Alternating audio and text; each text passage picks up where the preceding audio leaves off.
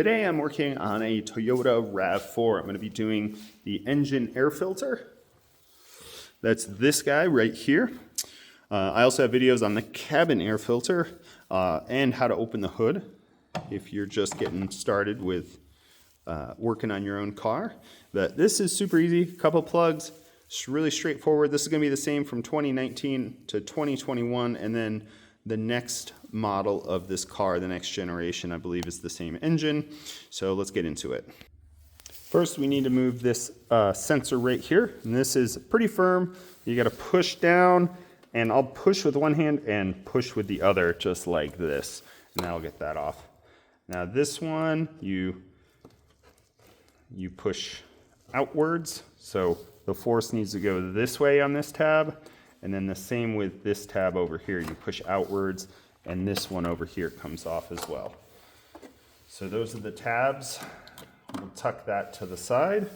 Then down here you have a tab, a little metal holder there, and a little metal holder here. Now when you pull this off, there are two tabs down on the back. Those you need to lift up and kind of pull out, and then that will free this whole piece here.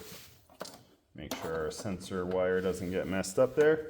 Then you can just reach in here and pull this out. This guy's actually not too bad. That's our air filter, and it sits in there this side down. So the rubber side is the high side in there. So this isn't looking too bad.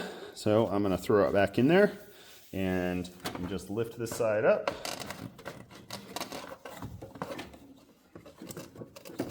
Make sure it seats all the way in the hole.